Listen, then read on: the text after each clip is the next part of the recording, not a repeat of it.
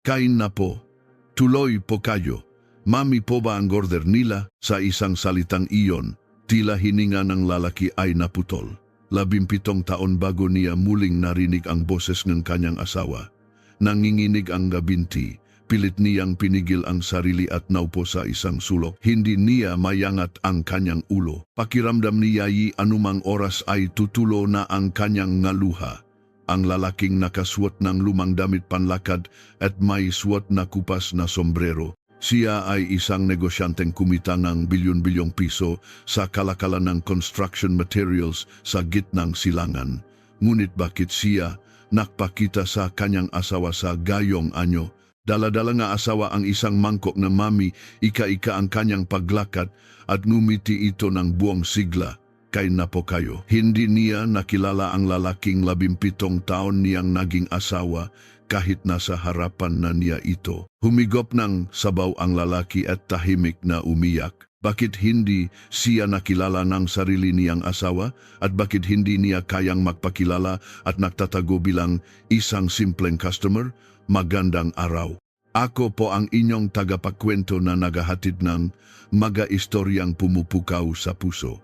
Ang kwento natin ngayon ay tungkol sa 17 taon ng hindi pagkakaunawaan, paghihintay at ang katotohanan. Para sa mga sasama hanggang sa huli, mangyaring mag-subscribe at i-like ang video.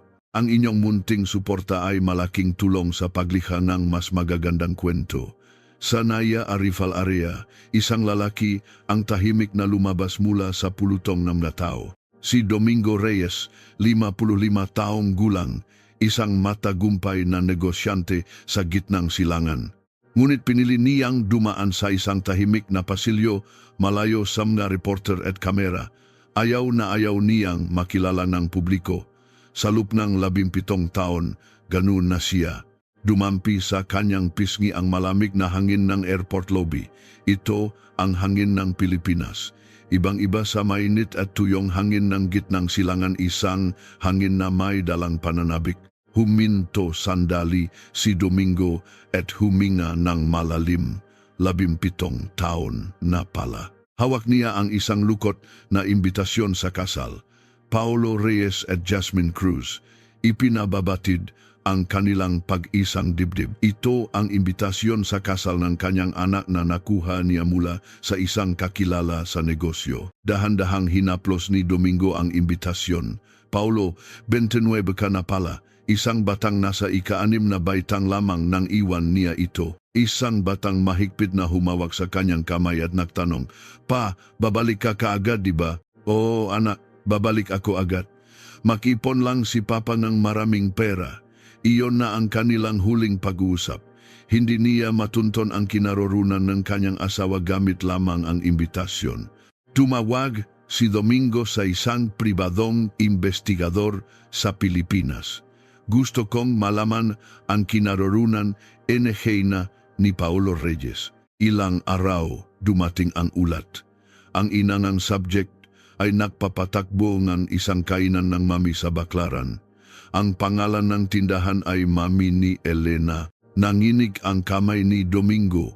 Si Elena, nandun pa rin siya. Akala ko ba'y nakahanap na siya ng ibang lalaki at masaya na? Bakit mag-isa pa rin siyang nagpapatakbo ng tindahan? Naguluhan ang kanyang isip. Naalala niya ang sinabi ng kanyang kapatid na si Benny. Nakahanap na raw siya ng bagong lalaki. "Huwag ko raw ibigay ang contact number mo, kuya. Totoo kaya iyon?"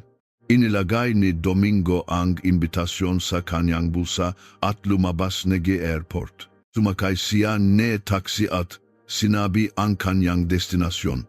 "Sa Baclaran po, Manong." Sinulyapan siya and driver sa salamin, mamahaling coat at formal na kasuotan. "Hindi bagay sala, lami masarap po bang kainan doon, sir?" Hindi sumagot si Domingo at tumingin na lamang sa labas. Sa ilalim ng kulay abong langit, pamilyar na tanawin ang kanyang nakikita. Malaki na ang ipinagbago kumpara sa 17 taon na nakalipas. Bigla, isang lumang alaala ang bumalik. Ang likod ng kanyang asawa, Nakatayo ng nakayapak sa malamig na sahig ng kusina tuwing madaling araw, nagmamasa para sa mami. Ang itsura niya habang nakayuko sa kumukulong kaldero, tinitikman ang sabaw. Mahal, tikman mo nga. Ang ngiti sa kanyang labi habang inaabot ang sandok. Ipinikit ni Domingo ang kanyang mata. Makikita ko pa kaya ang ngiting iyon? O may karapatan pa ba akong makita ito? Huminto ang taksi malapit sa palengke. Nakbayad si Domingo at bumaba. Hinubat niya ang kanyang coat at dahan-dahang pumasok sa eskinita ng palengke. Ang pinahalong amoy ng isda, prutas at umusok na goto ang kakaibang amoy ng palengke. Sa dulong ng eskinita, isang maliit na karatula ang kanyang natanaw. Isang lumang kahoy na karatula na may pamilyar na sulat kamay. Mami ni Elena, natigilan si Domingo. Bumilis ang tibok ng kanyang puso. Elena, nandiyan ka ba? Ngunit hindi niya magawang pumasok, hindi sa ganitong ayos. Maaring makilala siyang kanyang asawa. Hindi pa ngayon. May mga bagay pa siyang kailangang kumpirmahin. Kinabukasan, bumili si Domingo ng mga lumang damit sa isang tindahan malapit sa palengke. Isang kupas na beige na jacket, lumang maong at maruruming sapatos. Naging estranghero siya sa sarili niyang refleksyon sa salamin. Wala nang bakas ng isang bilyonaryo. Isang ordinaryong lalaki na naglalakad-lakad malapit sa palengke. Iyon ang pagkatao ni Domingo sa araw na iyon. Suot ang sombrero, naktungo siya sa mami ni Elena. Bago magtanghalian kaya't kakaunti pa ang tao. Umupo si Domingo sa isang sulok. Pakiramdam niya sa sabok ang kanyang puso. Nun, isang babae ang lumabas mula sa kusina. Nakatali ang buhok na may mga puting hibla na at suot ang isang lumang apron na may bulaklak. Napigil ang hininga ni Domingo, si Elena. Hindi na siya ang asawa niya, 17 taon na ang nakalipas. May malalalim na kulubot na sa kanyang mukha at ang kanyang makamay ay magaspang at bitak-bitak. At kakaiba ang kanyang paglakad. Sa bawat hakbang, tumatagilid ang kanyang katawan. Ika-ika ang kanyang kanang binti. Anong nangyari sa binti niya? Kinabahan si Domingo. Naalala niya ang sinabi ni Benny. Masaya na siya sa piling ng ibang lalaki. Nakakuha raw ng 5 milyong pisong insurance at nagpapasasa sa buhay. Ngunit ano ito? 17 taon na siyang nagtatrabaho mag-isa sa maliit na tindahang ito. Ika-ika pa. Lumapit si Elena sa mesa ni Domingo. Tuloy po. Mami po ba? Ang boses na iyon, parehong-pareho pa rin. Medyo paus at mababa, ngunit iyon ang paboritong boses ni Domingo sa buong mundo. Sumagot si Domingo habang nakayuko. Opo, isang mami. Sige po, sandali lang. Tumalikod si Elena at naktungo sa kusina. Ika, ang bawat hakbang niya ay tila sumasaksak sa puso ni Domingo. Bahagyang tumatagilit ang katawan sa bawat hakbang. Ngunit sanay na si Elena at mahusay pa rin siyang kumilos. Gaano na kaya siya katagal na ganito? Napakuyom ng kamao si Domingo. May mali. Ibang-iba sa sinabi ni Benny. 5 milyong piso ay hindi maliit na halaga.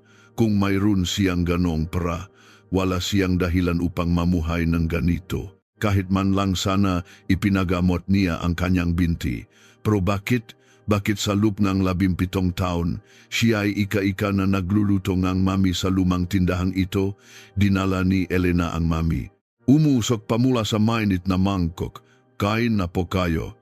Ngumiti ng malaki si Elena. Isang ngiting walang bahid ng pagod. Kahit na ang asawang 17 taon niyang kasama ay nasa harapan na niya, hindi niya ito nakilala. Yumuko si Domingo at humigop ng sabaw. Pamilyar ang lasa. Ang lasang ipinagluluto niya sa kanya 17 taon na ang nakalipas. Pakiramdam niya ay nasusunok ang kanyang lalamunan. Sabaw ba o luha ang dumadaloy sa kanyang pisngi. Tahimik niyang nilunok ang lahat. Noon, bumukas ang pinto ng tindahan at pumasok ang customer. Naging abala si Elena. Kahit ika-ika, hindi tumitigil ang kanyang kamay. Kumukuha ng order, Nagluluto na mami, naglilakpit na mesa. Pinanood siya ni Domingo. Gumuho ang isang bahagi ng kanyang puso. Elena, ano ba talaga ang nangyari sa iyo? Nagsinungaling ba si Benny? O mayroon bang hindi ako nalalaman? Natapos kumain si Domingo at tumayo. Nakaharap sila muli sa cashier. Balik po kayo, ngiti ni Elena. Tumango si Domingo at lumabas. Doon lang siya nakahinga ng maluwag. Nanginginig ang kanyang magakamaw. Kailangan kong alamin kung ano ang nangyari sa loob ng 17 taon. Nang gabi ni John, nakahiga si Domingo sa kama ng hotel. Nakatitig sa kisame. Hindi siya makatulog. Paulit-ulit na sumasagi sa isip niya ang ika-ikang binti ni Elena. Bumalik ang kanyang alaala 17 taon na ang nakalipas. Si Domingo ay 38 taong gulang nun. Mayroon siyang maliit na negosyo ang construction supply, ngunit nalugi ito at nabaon siya sa utang. Araw-araw, may mga maniningil sa kanilang bahay. Tahimik na tinis ni Elena ang lahat. Mahal, okay lang yan, makakaraos din tayo. Sa mga salitang iyon, patuloy siyang lumaban. Isang araw, tumawag ang isang kaibigan. May balitang naghahanap ng mga Pilipinong supervisor sa isang construction site sa gitnang silangan. Domingo, 3 taon lang. Sa 3 taon, mababayaran mo lahat ng utang mo at may sobra pa. Triple ang sahod kumpara dito. Naangganyo siya. Ngunit may mga balibalitang delikado roon. Mahirap na kondisyon, madalas ang aksidente. Nag-isip si Domingo. At sa huli, kinausap niya si Elena. Elena, pupunta akong gitnang silangan. Sumeryoso ang mukha ni Elena. Sa gitnang silangan, delikado Rafdon. 3 taon lang. Magtis ka lang nung 3 taon. Mag-iipon ako at babalik din ako. Matagal na hindi nagsalita si Elena. Tinitigan niya ang plato sa mesa bago nagsalita. Paano si Paolo? Sa loob ng 3 taon, high school na siya. Namula ang mga mata ni Elena, ngunit hindi siya umiyak. Sa halip, hinawakan niya ng mahigpit ang kamay ni Domingo. Ipanangako mo na babalik ka. Pangako, babalik ako. Isang gabi bago siya umalis, dahan-dahang binuksan ni Domingo ang pinto ng kwarto ng kanyang natutulog na anak. Si Paolo, nasa ika-6 na baitang, 12 taong gulang, nakabaluktot na parang hipon habang natutulog. Inosente pa ang kanyang mukha. Ipinatong ni Domingo ang kanyang kamay sa ano ng anak. Babalik si Papa agad, Paolo. Gumising si Paolo sa kalagitnaan ng tulog at bumulong. Pa, babalik ka kaagad, di ba? Oh anak, babalik ako agad. Mag-ipon lang si Papa ng maraming pera. Pangako. Pangako. Kinuha ni Domingo ang kalingkingan ng anak at binitawan din. Iyon na ang huli. 4:00 ng madaling araw, nagluluto si Elenang mami sa kusina. Bakit ka nagluluto ng ganitong oras? Para may baon ka sa biyahe.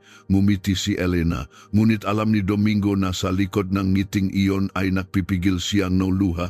Makaharap silang kumain ng mami sa kusina. Walang imikan, higop lang ng higop. Dinakdagan ni Elena ng sabaw ang mangkok ni Domingo. Don, kumain ka ng mabuti, ha? Oh, huwag kang makakasakit. Oh, babalik ka talaga. Nanginginig ang boses ni Elena. Hinawakan ng mahigpit ni Domingo ang kamay ng asawa. Babalik ako, sigurado. Sa taxi papuntang airport, lingon ng lingon si Domingo. Nakatayo si Elena sa dulo ng eskinita, kumakawe. Paliit ng paliit hanggang sa naging tuldok na lang at nawala. Lumingon siya ng lumingon. Hindi niya alam na iyon na pala ang huli. 3 taon lang. 3 taon lang ang kailangan kong tiisin. Iyon ang nasa isip niya. Pagkatapos ng 3 taon, uwi siyang may pera, babayaran ang lahat ng utang, at mamumuhay ng masaya kasama sina Elena at Paolo. Ngunit, hindi dumating ang 3 taon na iyon. Ang construction site sa gitnang silangan ay isang impyerno. Sa araw, umaabot ng 50 degrees ang nakamamatay na init. Sa gabi, tumatagos sa buto ang lamig ng disyerto. Nagtiis si Domingo. Ang tanging nakpalakas sa kanya ay ang larawan ng kanyang pamilya sa kanyang bulsa. Isang larawan nina Elena at Paolo na masayang nakangiti. Tuwing nahihirapan, tinitignan niya ito, kaunting tiis pa. Tuwing sahod, ipinapadala niya ang pera sa Pilipinas. Unti-unti niyang binabayaran ang mga utang. Mukhang sa ganitong paraan, mababayaran niya lahat sa loob ng 3 taon. At makalipas ang 1 taon, dumating ang araw na iyon, mag-aalas 3 hapon, gaya na dati, nagbibigay siya na utos sa site. Bigla, isang malakas na tunog ang narinig. Gurum, isang konkretong istruktura ang gumuho. Sigawan ang maririnig sa paligid. Tumakbo si Domingo, ngunit huli na ang lahat. Naging kulay abo ang kanyang paningin at naramdaman niya ang isang malakas na impact at pagkadagan sa buong katawan. Hindi siya makahinga. Tinabunan siya ng napira-pirasong semento at bakal. Narinig niya ang pakabali ng kanyang natadyang. Bago makdilim ang kanyang paningin, iniabot niya ang kanyang kamay patungo sa larawan ng kanyang pamilya sa bulsa. Dumampi ang nanginginig niyang daliri sa gilid ng litrato. Elena, Paolo, iyon na ang huli. Nawalan siyang malay. Ilang panahon ang lumipas, nang muling makmulat ng mata si Domingo. Isang hindi pamilyar na kisame ang kanyang nakita. Sumasakit sa mata ang ilaw ng fluorescent lamp. Ang bigat ng kanyang katawan ay parang tingga. Hindi niya may galaw kahit isang daliri. Nasaan ako? May mga salitang hindi niya maintindihan ang umugong sa kanyang tainga. Hindi Ingles, hindi Tagalog. Nalaman niya kalaunan na iligtas siyang malokal na manggagawa at dinala sa isang maliit na ospital sa labas ng disyerto. Himala siyang nabuhay, ngunit wala siyang maalala ang kanyang pangalan, kung saan siya galing, kung may pamilya siya. Blanko ang kanyang isip, amnesia, dahil sa malubhang pinsala sa ulo. Tinanong siya ang doktor, ngunit hindi siya makasagot. Nakatitig lang siya sa kisame. Ilang buwan siyang nanatili sa ospital. Unti-unting gumaling ang kanyang katawan, ngunit hindi bumalik ang kanyang alaala. Wala siyang pambayad sa ospital. Wala siyang pagkakakilanlan. Sa huli, umalis si Domingo sa ospital at Naging Palaboy. Sa mga eskinitang ang gitnang silangan, nagtrabaho siya bilang kargador para mabuhay araw-araw. Walang pangalan, walang nakaraan, kumapit lamang siya sa katotohanang buhay pa siya. Lumipas ang 2 taon. Isang araw, habang nagtatrabaho sa isang construction site, nauntok ang kanyang ulo sa isang bakal. Biglang kumislap ang kanyang paningin at bumuhos ang mga alaala na parang baha. Ang likod ng kanyang asawang nagluluto ng mami sa kusina tuwing madaling araw. Ang boses ng kanyang anak na nagtatanong, "Pa, babalik ka kaagad, di ba?" Ang sandaling iyon sa taxi papuntang airport habang siya'y palingon-lingon. Elena, napaupo si Domingo at humagulgol. Bumalik na ang kanyang alaala. Pagkatapos ng 2 taon, buhay ako, may pamilya ako. Elena, Paolo, buhay ako. Tumayo si Domingo. Kailangan niyang tumawag agad sa Pilipinas. Nanginginig ang makamay, humanap siyang pampublikong telepono. Kinuha niya ang mga barya sa bulsa at idinayal ang numero ng kanilang telepono sa bahay. Beep, beep, umalingaw-ngaw ang dial tone. Sasabok na yata ang puso niya. Elena, sagutin mo, pakiusap. Ngunit, the number you have dialed is currently not in service. Isang malamig na boses ng makina ang sumagot. Denial niya ulit. At ulit, nanginginig ang kanyang madaliri, minsay nakakamali pa siyang numero, ngunit muli niyang sinubukan. Pareho pa rin ang resulta, walang numerong ganun. Nakpadala siyang sulat. Sa address ng bahay na kanyang naaalala, ilang beses siyang nakpadala. Ngunit lahat ay bumalik. Return to sender. Addressee unknown. Lumipat ba sila? May nangyari ba? Naguluhan ang isip ni Domingo. Ang huling naisip niya ay ang cellphone number ng kanyang kapatid na si Benny. Sana Sana ito man lang ay gumana. Puno NG pag-asa. Dinayal niya ang numero. Ring. Hello. Sumagot ito. Boses ng kanyang kapatid. Benny, ako to, si Kuya. Natahimik ang kabilang linya. Pagkaraan ng ilang sandali, narinig niya ang boses ni Benny. Kuya, anong sinasabi mo? Patay ka na, Kuya. Hindi ako patay. Buhay ako. Na-aksidente ako at nawalan ng alaala. Pero ngayon lang bumalik.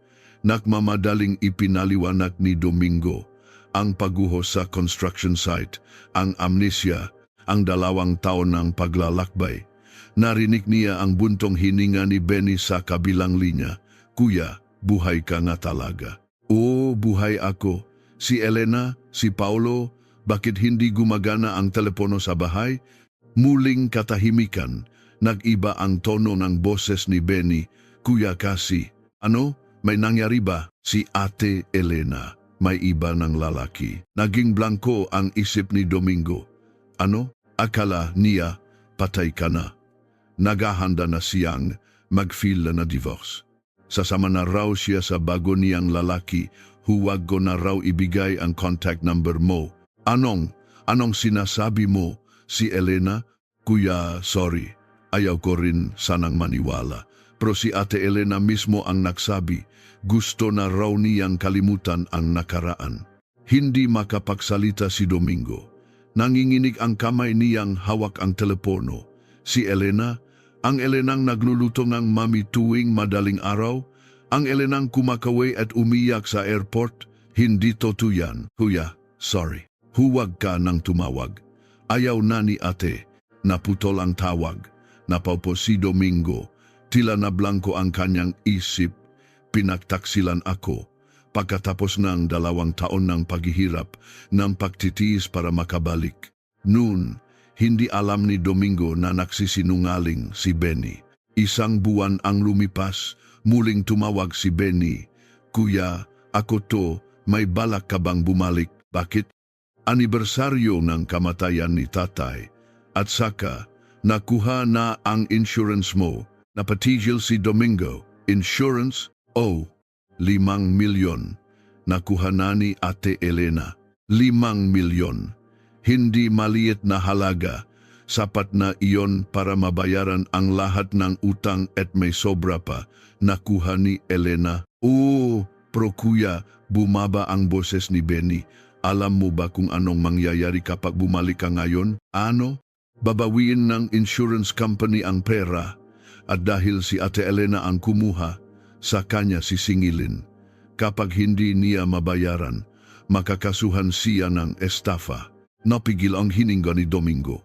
Sa oras na bumalik kang buhay, makukulong si Ate Elena. Dahil sayo, babalik ka pa ba? Hindi makasagot si Domingo. Pinagtaksilan siya ang kanyang asawa. Mayroon na siyang ibang lalaki. Ngunit kapag bumalik siya, makukulong ang asawang iyon. Kahit na pinagtaksilan siya, hindi niya kayang ipakulong si Elena. Hindi na ako babalik. Narinig niya ang buntong hininga ni Benny. Kuya, mabuti na yan. Mas mabuti para sa lahat.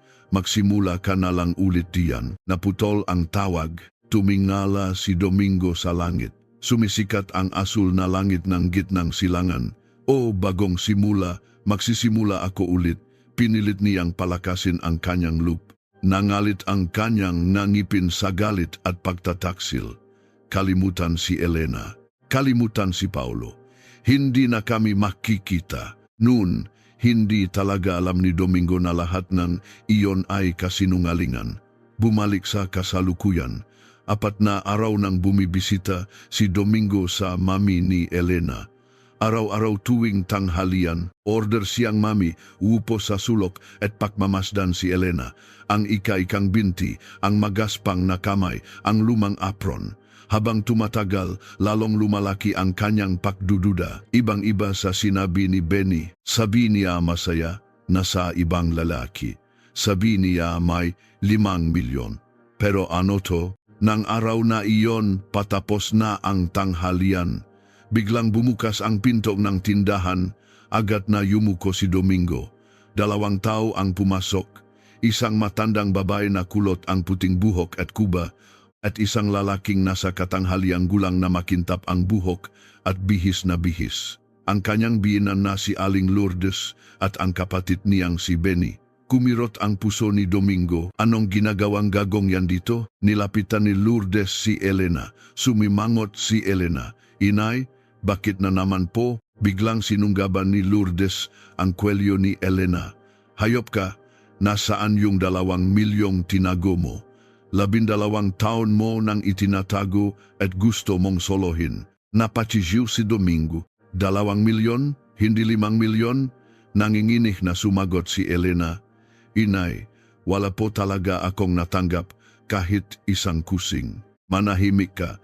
Nakita raw ni Benny na itinago mo. Nagbuntong hininga si Benny sa tabi. Inay, tama na po yan. 12 taon na po kayong ganyan. Ngunit ang tingin ni Benny ay walang bahid ng pagsisisi.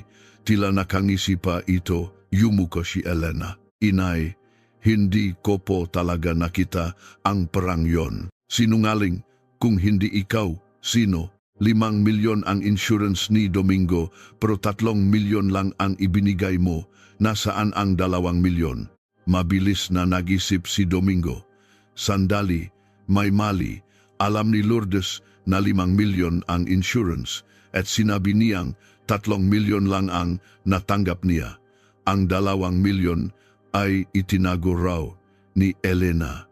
Ngunit anong sinabi sa akin ni Benny? Malinaw na sinabi ni Benny na kinuha lahat ni Elena ang 5 milyon at tumakas. Hindi makatugma ang nga numero. Itinulat ni Lourdes si Elena. Natumba si Elena at tumama sa gilid ng mesa. Ang ika-ika niyang binti ay nanghina. Pinatay mo na nga ang ako. Ninakawan mo pa. Tao ka pa ba? Hinawakan ni Benny ang braso ni Lourdes. Inay, tara na po. Nakatingin ang nga customer. Sinulyapan ni Benny si Elena. Kakaiba ang tingin niya.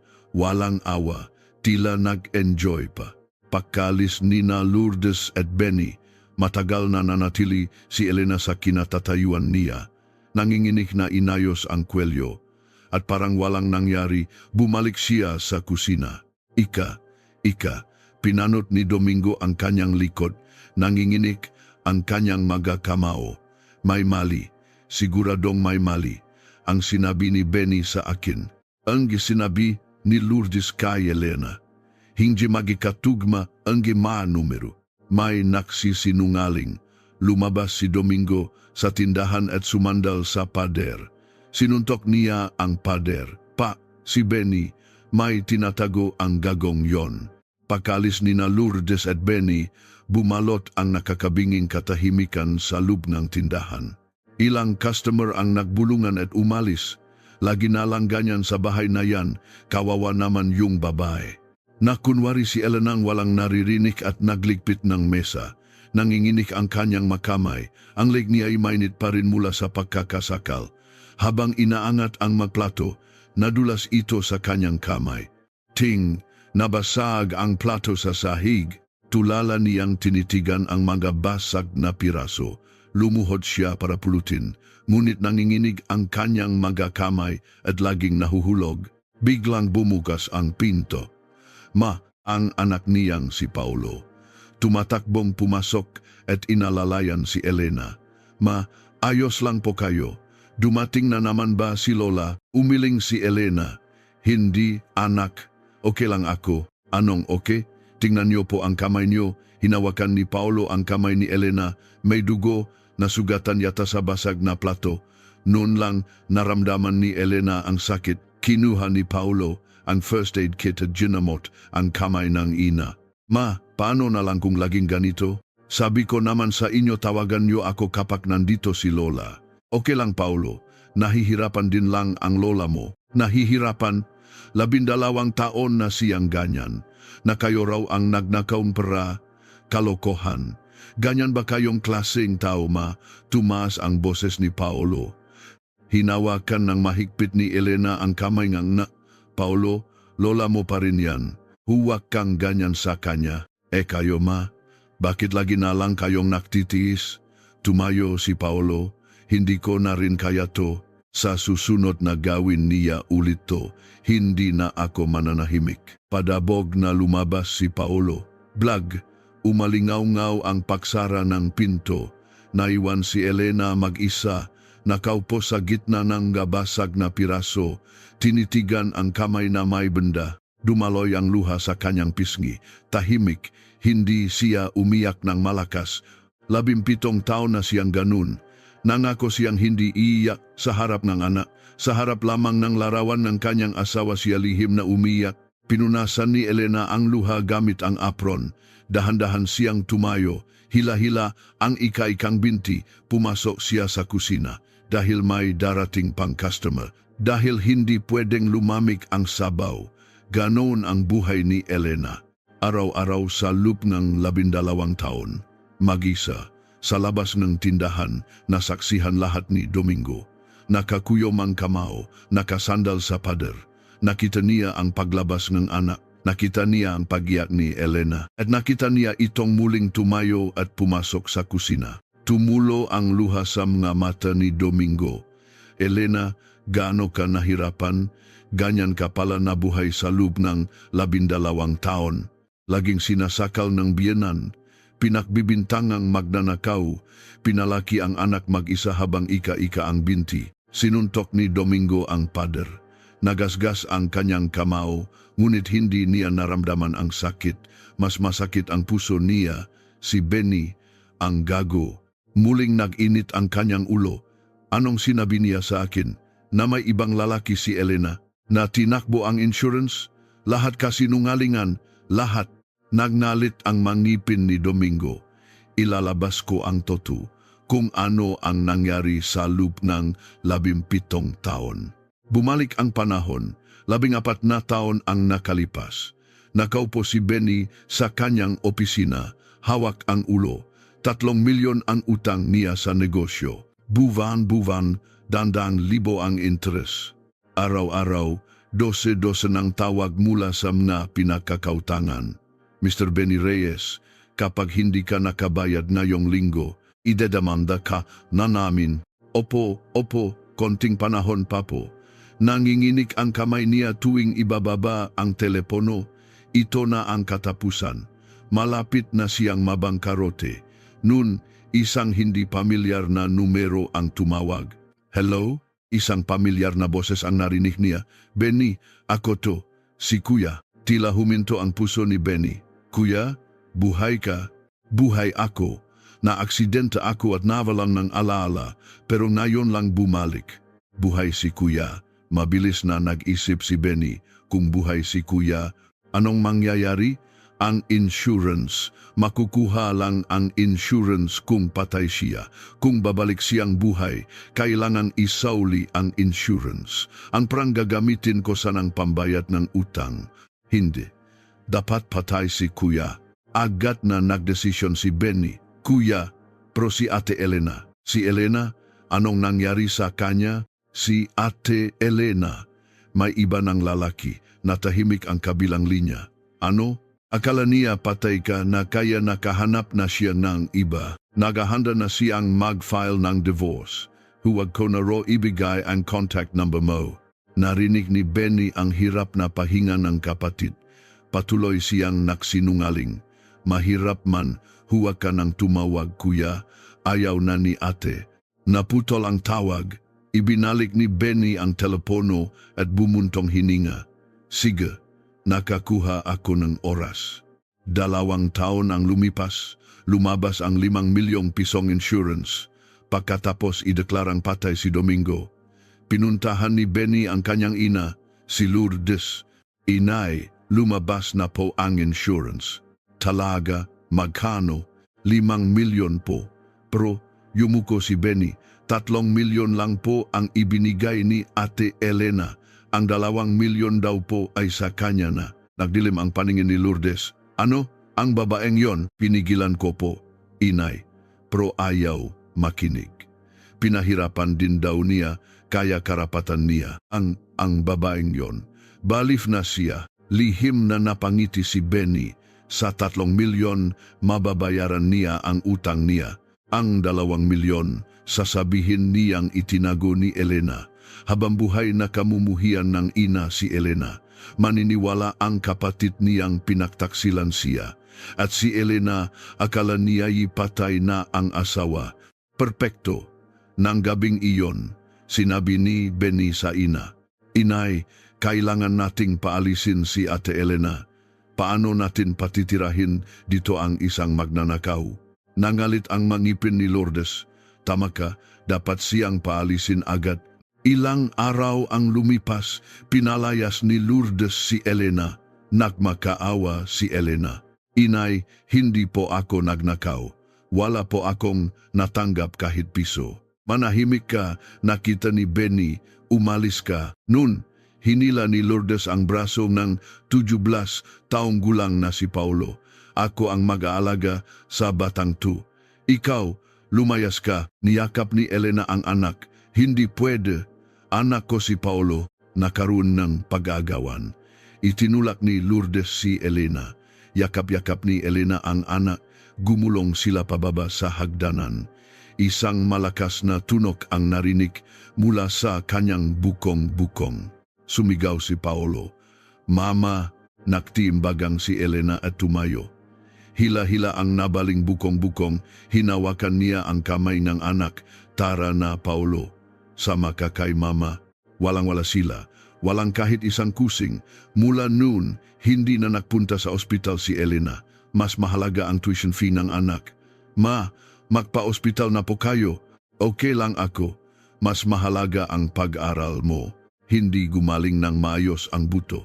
Lumipas ang 1 taon, 2 taon at nanigas ang kanyang bukong-bukong. Sa huli, habang buhay nang naging ika-ika si Elena. Alam ni Benny ang lahat, ngunit wala siyang pakialam. Basta't mabayaran niya ang kanyang utang, wala siyang pakialam sa kanyang kuya, sa kanyang hipag o sa kanyang pamangkin. Bumalik sa kasalukuyan. 1 linggo na lang bago ang kasal ni Paulo. May family dinner.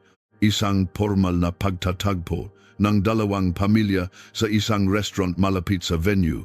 Nalaman ni Domingo ito mula sa investigador. Nagpasya siyang magmasid mula sa malayo. 7:00 gabi, pumasok na ang mga tao sa restaurant. Nakita niyang ika-ikang pumasok si Elena. Malinis ang kanyang suot, ngunit simple kumpara sa iba. Inaalalayan siya ni Paulo. Sa likod nila, pumasok sina Lourdes at Benny. Si Benny ay nakasuot ng makintab na suit at gintong relo. Tila siya ang bida sa gabing iyon. Nangalit ang mangipin ni Domingo. "Hayop ka." Hindi makapasok si Domingo sa restaurant.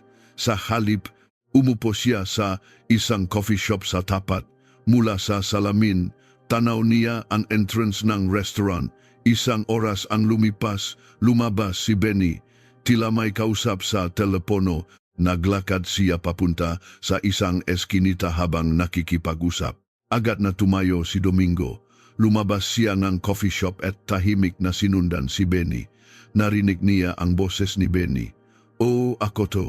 Medyo abala sa paghahanda sa kasal ni Paulo." "Ano pera?" "Huwag kang mag-alala. Nabayaran ko na lahat ng utang ko gamit yung perang yon." Napatihil si Domingo. "Anong pera?" Nagpatuloy si Benny. "Si Kuya, yung..." Hininaan ni Benny ang boses. "Huwag mong pag-usapan yan. Paano kung buhay pala si Kuya?" Yung..." Nanginginig ang mga kamao ni Domingo. Nun, bumukas ang pinto ng restaurant at lumabas si Elena, tila papunta sa banyo.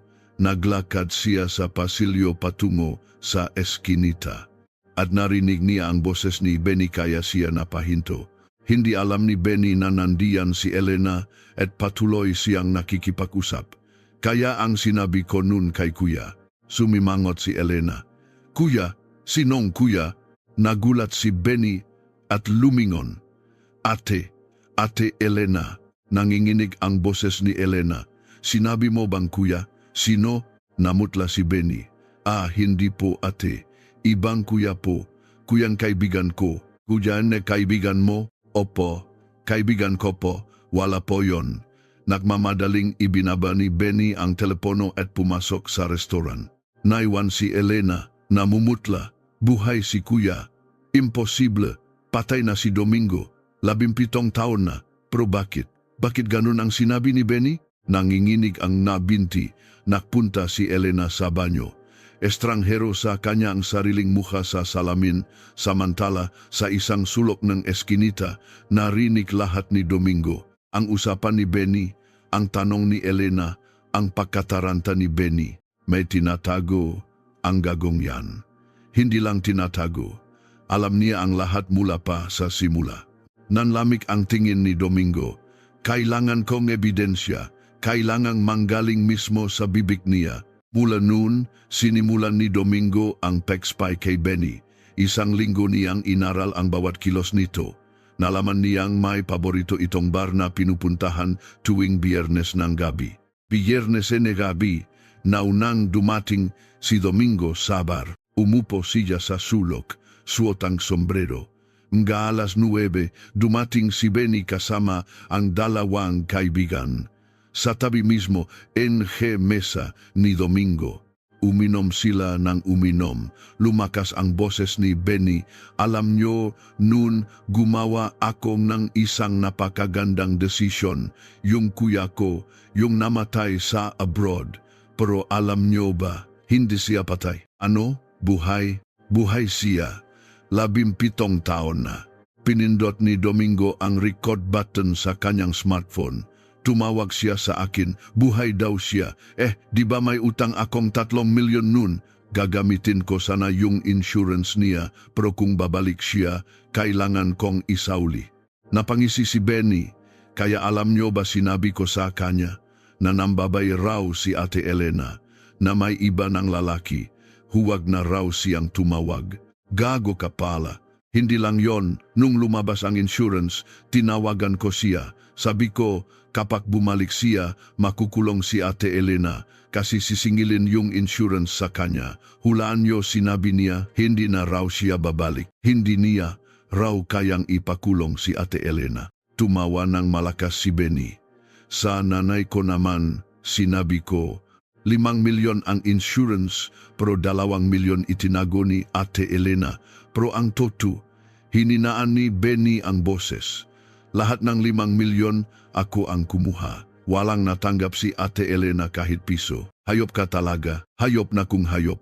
Kailangan kong mabuhay. Napakuyom ng kamao si Domingo sa ilalim ng mesa.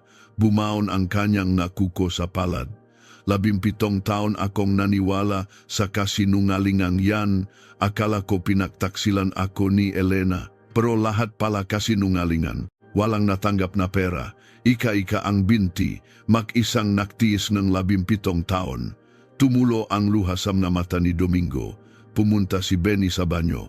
Kinuha ni Domingo ang smartphone at sinek ang recording. Lahat na record. Lumabas si Domingo sa bar at tumingala sa langit. Benny, pagbabayaran mo to.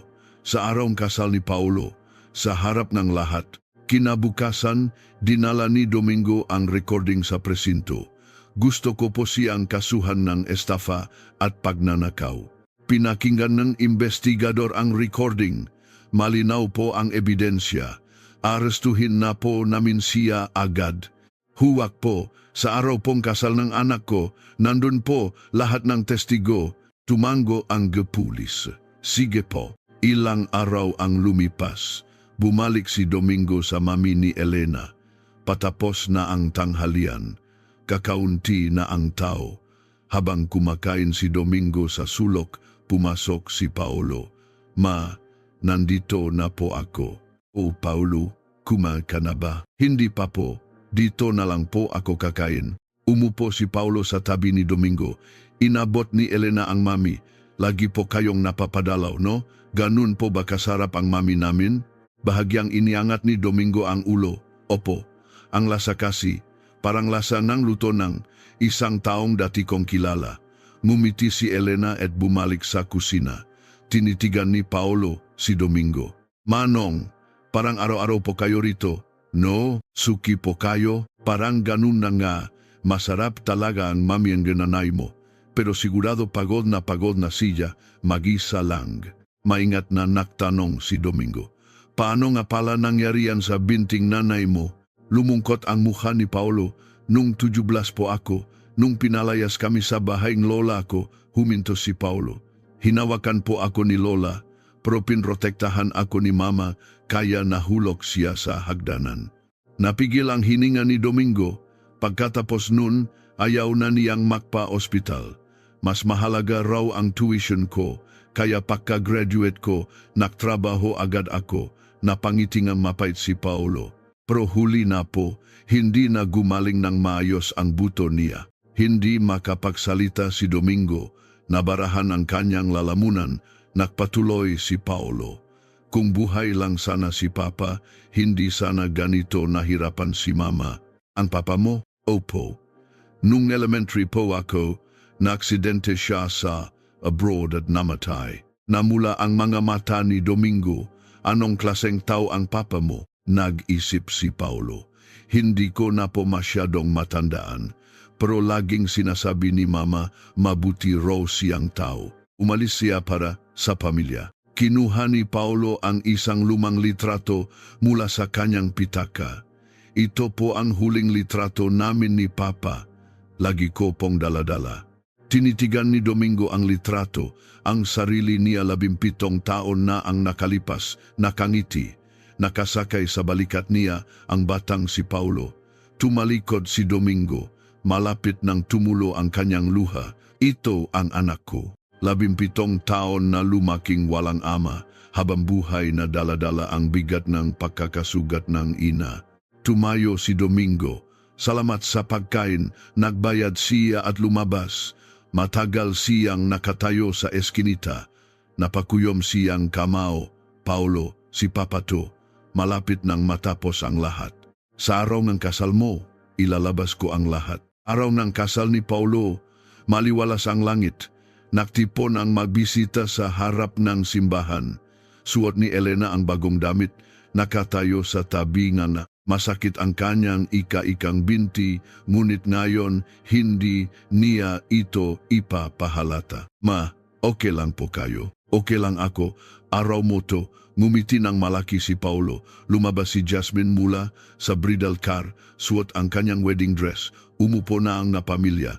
Nasa unahan si Lourdes. Sa tabi niya, walang kahihiyang nakaupo si Benny. Makintab na suit at gintong relo. Tila siya ang bida. Magsisimula na po tayo, sabi ng MC. Pagpasok ng groom, naglakad si Paulo sa aisle. Pumalakpak ang mga bisita. Pagpasok ng bride, naglakad si Jasmine kasama ang kanyang gama. Mayos ang lahat. At ngayon, ang mensahe mula sa kinatawan ng bawat pamilya. Biglang bumukas ang pinto ng simbahan. Isang lalaking nakasuot ang mabilis na pumasok. Si Domingo. Nagbulungan ang nabisita. Sino yan? Tumayo si Domingo sa harapan. Sumimangot si Benny. Sandali lang po. Umalingaw-ngaw ang boses ni Domingo. Bago ang mensahe, may sasabihin lang po ako. Nataranta ang MC. Excuse me po, sir. Kasalukuyan po ang seremonya. Sandali lang po ito. Tinitigan ni Domingo si Benny. Itong ginoong nakaupo sa unahan. Pakinggan niyo muna kung anong klaseng tao siya. Namutla si Benny. Sino ka? Kinuha ni Domingo ang smartphone mula sa kanyang bulsa. Ikinonekta itong staff ng simbahan sa sound system. Ito po ang sinabi niya mismo, 1 linggo na ang nakalipas. Pinindot niya ang play. Alam nyo nun, gumawa ako ng isang napakagandang desisyon. Umalingaw-ngaw ang boses ni Benny sa buong simbahan. Yung kuya ko, yung namatay sa abroad. Pero alam nyo ba, hindi siya patay. Buhay siya. Nakagulo ang mabisita. Tumawag siya sa akin. Buhay daw siya. Di ba may utang akong 3 milyon noon? Tumayo si Lourdes. Anong sinasabi nito? Nagpatuloy ang recording. Kaya ang sinabi ko sa kanya na nambabay raw si Ate Elena na may iba ng lalaki. Namutla si Elena. Sabi ko, kapag bumalik siya, makukulong si Ate Elena. At hindi na nga siya bumalik. Tumayo si Benny. Itihil mo dyan. Itihil mo. Hinawakan ni Domingo ang braso ni Benny. Hindi pa tapos. Nagpatuloy ang recording. Sa nanay ko naman, sinabi ko 5 milyon ang insurance pero 2 milyon itinago ni Ate Elena. Nanlaki ang magamata ni Lourdes. Pero ang totoo, lahat ng 5 milyon, ako ang kumuha. Walang natanggap si Ate Elena kahit piso. Nakagulo ang simbahan. Ano? Kinuha niyang lahat? Perpekto, diba? Maniniwala ang kuya kung pinagtaksilan siya. Akala ni Ate Elena patay na ang asawa niya. 17 taon, walang nakaalam. Natapos ang recording. Katahimikan, tinitigan ni Lourdes si Benny. Benny, anong ibig sabihin nito? Buhay si Domingo? Pinagpapawisan si Benny. Inay kasi, ikaw ang kumuha ng 5 milyon. Lahat ng sinabi mong itinago ni Elena, kasinungalingan, umaling-aungaw ang boses ni Lourdes. Hayop ka, pinagkakitaan mo ang kapatid mo. Umatras si Benny. Inay, pakinggan niyo muna ako. Wala akong pakialam. Humagbang si Domingo. 17 taon na ang nakalipas, tumawag ako. Sinabi kong buhay ako. Pero anong sinabi mo? Nanginginig ang mabinti ni Benny. Kuya, na pinagtaksilan ako ni Elena, na may iba siyang lalaki, na makukulong siya kapag bumalik ako. Nanlamig ang tingin ni Domingo, kaya sa loob ng 17 taon, hindi ako bumalik dahil hindi ko kayang ipakulong si Elena. Nanghina si Elena. Domingo, buhay ka? Tiningnan ni Domingo si Elena. Namula ang kanyang mata. Elena, sorry. Patawarin mo ako dahil ngayon lang ako. Sinamantala ni Benny ang pagkakataon at tumakbo papuntang labasan. Ngunit 2 pulis ang nakaabang sa pinto. Mr. Benny Reyes, arestado ka sa kasong estafa at pagnanakaw. May karapatan kang manahimik. Hindi, wala akong ginawa. Nagpumigla si Benny, ngunit wala siyang nagawa. Klik, ikinabit ang posas. Bitiwan niyo ako. Kinaladkad si Benny palabas, nakbulungan ang mga bisita. Sa kasalpan ng pamangkin niya, 17 taon niyang niloko ang hipag niya. Ninanakaw pala ang 5 milyon. Tulala si Paolo. Dumadaloy ang luha sa kanyang pisngi. Kung ganun, itong lalaking tiningnan ni Domingo ang anak. Paolo, anak. Papa, nanginginih ang boses ni Paolo. Buhay ka, Papa? Ikaw ba talaga ang papa ko? Tumango si Domingo. O anak, si Papa to. Napaluhod si Paolo. Umalok ang kanyang nabalikat. Papa, 17 taon bago niya muling nasambit ang salitang iyon. Si Domingo, si Elena, ang nabisita, lahat ay umiyak, natahimik ang buong simbahan sa kinatatayuan ni Benny kanina. Napaupo si Lourdes. Nanghina ang kanyang nabinti. Domingo, buhay ang Domingo ko, tumingala siya kay Domingo, hindi makapaniwala. 17 taon kang buhay, pero hindi ko alam. Tinitigan ni Domingo ang ina. Inay, si Benny. Ang zadula, ang gagong yon, bumuhos ang luha sa mga mata ni Lourdes. Dahan-dahan siyang gumapang palapit kay Elena. Elena, napaurong si Elena. 12 taon siyang pinahirapan ng biyanang ito. Huminto si Lourdes sa harap ni Elena at inuntog ang sa sahig. Tog, Elena, patawarin mo ako sa kasalanan ko. Inay, naniwala lang ako sa sinabi ni Benny na itinago mo ang pera sa loob ng 12 taon. Umalok ang mabalikat ni Lourdes. Noong pilit kong kinukuha sayo si Paolo, tinitigan ni Lourdes ang ika-ikang binti ni Elena. Ang binti mong yan, dahil sa akin, sa hagdanan, hindi niya matapos ang sasabihin, humagulgol siya. Hindi ka man lang nakapagpa-ospital. Dahil sa tuition ng amo, habang buhay mong daladala yan, muli niyang inuntog ang sa sahig. Patawarin mo ako, hindi ko kayang humingi ng tawad. Tumulo rin ang luha sa mga mata ni Elena. 12 taon. 12 taon siyang tinawag na magnanakaw, sinasakal, sinasampal, pinalalayas, naktiis siyang palakihin ang anak habang ika-ika. Masakit, sobrang sakit, ngunit dahan-dahang yumuko si Elena, itinayo niya si Lourdes. Inay, tumayo po kayo. Elena, naloko lang din po kayo, inay. Nanginginig ang boses ni Elena. Ako man po, 12 taon na umiyak dahil akala ko'y patay na ang asawa ko. Kayo rin po, 12 taon na umiyak dahil akala nyo'y patay na ang anak nyo. Elena, pareho lang po tayong naloko. Hinawakan ni Lourdes ang kamay ni Elena. Nanginginig ang kulubot niyang kamay. Sorry. Niyakap ni Lourdes si Elena. Sa loob ng 12 taon, ito ang unang pagkakataon.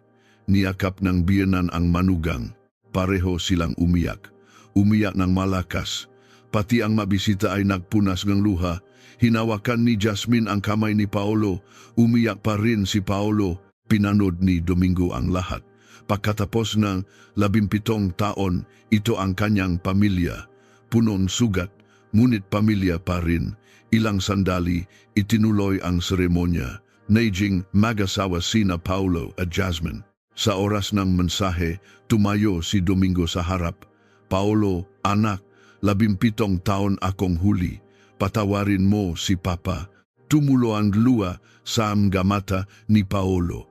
At ikaw, Elena, bumaba si Domingo mula sa entablado at lumuhod sa harap ni Elena. Hinawakan niya ang kamay nito. Hindi na ako aalis. Habang buhay na akong mananatili sa tabi mo. Humigbi si Elena. Patawarin mo ako dahil hinayaan kitang mag-isa sa loob ng 17 taon. Ngayon, babawi ako sa lahat. Naghahawak ang kanilang magamay. Pagkatapos ng 17 taon, 6 na buwan ang lumipas. Sa isang malaking ospital sa Maynila, bumukas ang pinto ng rehabilitation room. Dahan-dahang lumabas si Elena. Wala na ang kanyang pag-ika-ika. Sa unang pagkakataon sa loob ng 12 taon, nakalakad siya ng tuwid.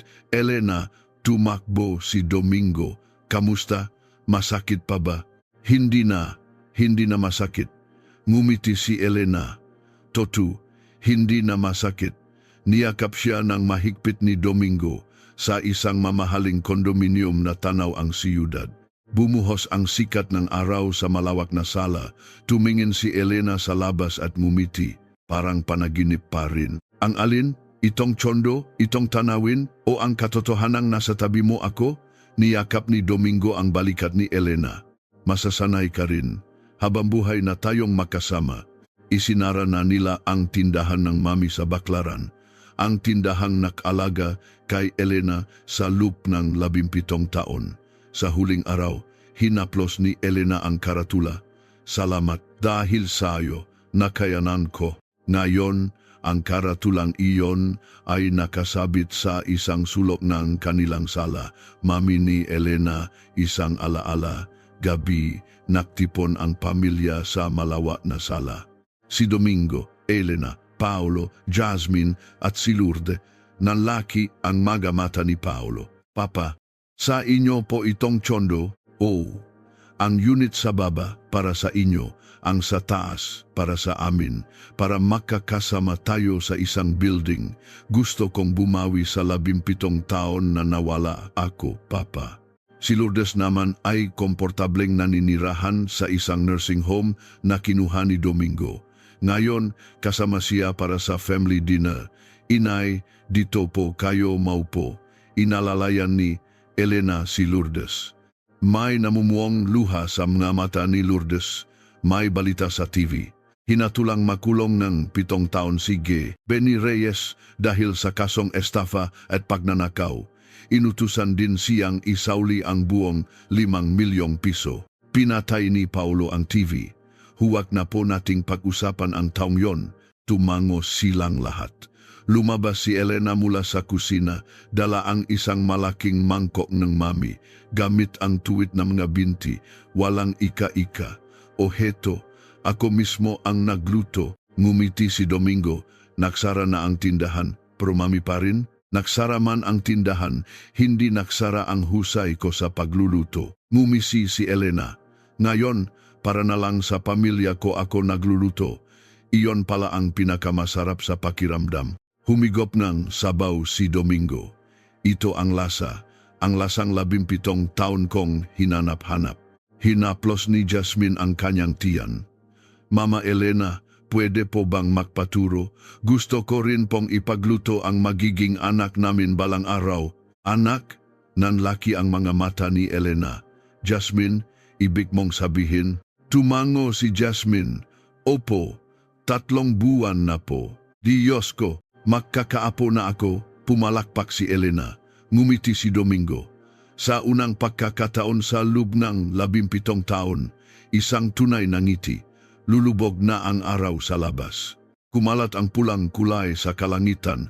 Muling nabuo ang pamilya. Pagkatapos ng 17 taong paglalakbay, sa wakas, nakabalik na sila sa tamang lugar. Isang mas masayang lugar. Nagustuhan niyo ba ang kwento? 17 taon.